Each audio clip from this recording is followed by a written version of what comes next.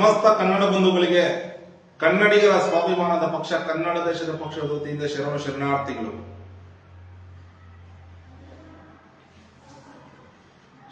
ನಮ್ಮ ಕರ್ನಾಟಕದಲ್ಲಿ ಕೋಲಾರ ಜಿಲ್ಲೆಯ ನರಸಾಪುರ ಕೈಗಾರಿಕಾ ಪ್ರದೇಶದಲ್ಲಿ ಒಂದು ಟಾಟಾ ಎಲೆಕ್ಟ್ರಾನಿಕ್ಸ್ ಒಂದು ಕಾರ್ಖಾನೆ ಇರುತ್ತೆ. ಈ ಕಾರ್ಖಾನೆಯವರು ನಮ್ಮ ಕನ್ನಡಿಗರಿಗೆ ಉದ್ಯೋಗ ಕೊಡ್ತಾ ಇಲ್ಲ.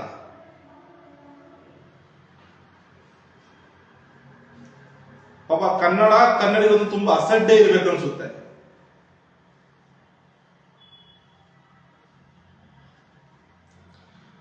ಟಾಟಾ ಎಲೆಕ್ಟ್ರಾನಿಕ್ಸ್ ಕಾರ್ಖಾನೆಯವರು ಕನ್ನಡಿಗರಿಗೆ ಇಲ್ಲಿ ಉದ್ಯೋಗ ಕೊಡಕ್ಕೆ ಸಂದರ್ಶನ ಮಾಡಿಲ್ಲ. ಇಲ್ಲಿಂದ ಅಸ್ಸಾಂಗೆ ಹೋಗಿ ಅಸ್ಸಾಂ ಸರ್ಕಾರದ ಒಬ್ಬ ಮಂತ್ರಿ ಜಯಂತ್ ಮಲ್ಲ ಆ ಮಂತ್ರಿಯಿಂದ ಸೇರಿಕೊಂಡು 1000 ಜನಕ್ಕೆ ಇಲ್ಲಿನ ಟಾಟಾ ಎಲೆಕ್ಟ್ರಾನಿಕ್ಸ್ ನೇಮಕ ಮಾಡಿಕೊಂಡು 1000 ಜನರಿಗೆ ಸಂದರ್ಶನ ಮಾಡಿದ್ದಾರೆ. ಇದನ್ನ ನಮ್ಮ ಪಕ್ಷದಿಂದ ಉಗ್ರವಾಗಿ ಖಂಡನೆ ಮಾಡ್ತಾ ಇದ್ದೀವಿ.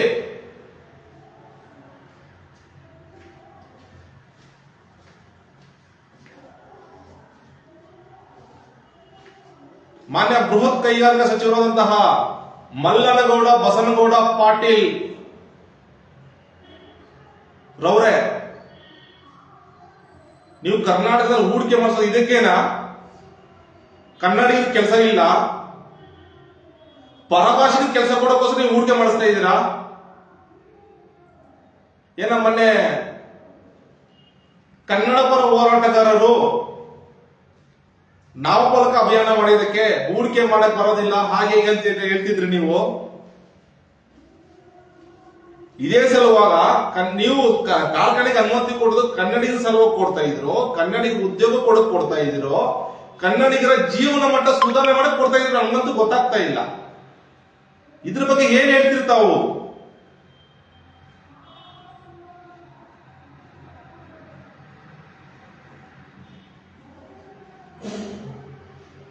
ಮಾನ್ಯ ಉಪಮುಖ್ಯಮಂತ್ರಿ ಶಿವಕುಮಾರ್ ಅವರೇ, ನೀವು ಮುಂದಿನ ತಿಂಗಳಲ್ಲಿ ಏನೋ ಉದ್ಯೋಗ ಮೇಲೆ ನಡೆಸಬೇಕಂತ ಈ ತಿಂಗಳು ನಡೆಸಬೇಕಂತ ಹೇಳ್ಬಿಟ್ಟು ಮಾಹಿತಿ ಇದೆ ನಡೆಸ್ತಾ ಇದೆ ಅಂತ ಹೇಳ್ಬಿಟ್ಟು ಯಾವ ಸಭೆ ನಡೆಸ್ತೀರಾ? ಕನ್ನಡಿಗರ ಉದ್ಯೋಗ ಮೇಲೆ ನಡೆಸ್ತಿರೋ ಅಥವಾ ಪರಭಾಷಿಕರ ಉದ್ಯೋಗ ಮೇಲೆ ನಡೆಸ್ತೀರೋ ನೀವು? ನಮಗಂತೂ ಇದ್ರ ಬಗ್ಗೆ ಗೊತ್ತಾಗ್ತಾ ಇಲ್ಲ. ದಯವಿಟ್ಟು ಇದ್ರ ಬಗ್ಗೆ ಸ್ಪಷ್ಟೀಕರಣ ಕೊಡಿ. ಸಮಸ್ತ ಕನ್ನಡ ಬಂಧುಗಳಿಗೆ ಇದ್ರ ಬಗ್ಗೆ ಸ್ಪಷ್ಟೀಕರಣ ಕೊಡಿ. ಹಾಗೂ ಇದೇ ಏನ್ ಟಾಟಾ ಎಲೆಕ್ಟ್ರಾನಿಕ್ಸ್ ಏನ್ ಕಾರ್ಖಾನೆ ಇದೆಯಲ್ಲ ಇದ್ರ ಬಗ್ಗೆ ತಿಳುವಳಿಕೆ ನೀಡಿ. ಸಂಪೂರ್ಣ ಈ ಕಾರ್ಖಾನೆಯಲ್ಲಿ ಸಂಪೂರ್ಣ ಕನ್ನಡಿಗರಿಗೆ ಉದ್ಯೋಗ ಕೊಡಬೇಕಂತ ಆದೇಶ ನೀಡಿ.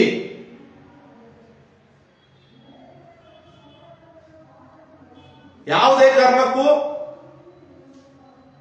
ಇಲ್ಲಿ ಕನ್ನಡಿಗರು ಬಿಟ್ಟು ಬೇರೆ ಯಾವುದೇ ಉದ್ಯೋಗ ಕೊಟ್ಟರು ನಾವು ಸಮಸ್ತ ಕನ್ನಡ ಬಂಧುಗಳ ಜೊತೆಗೂಡಿ ಉಗ್ರ ಹೋರಾಟ ಮಾಡ್ತೀವಿ. ನಾನು ಮಾನ್ಯ ಮುಖ್ಯಮಂತ್ರಿಗಳಲ್ಲಿ ವಿನಂತಿ ಮಾಡ್ಕೊಳ್ತೀವಿ,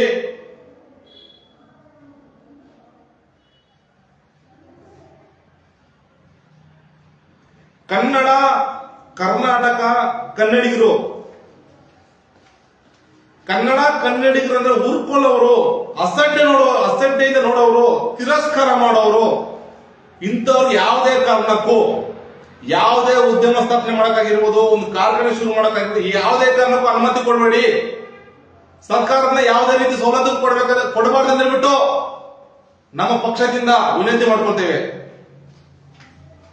ಜೈ ಕನ್ನಡಾಂಬೆ, ಜೈ ಕನ್ನಡ ಧರ್ಮ, ಜೈ ಕನ್ನಡ ದೇಶ. ಶರಣಾರ್ಥಿಗಳು.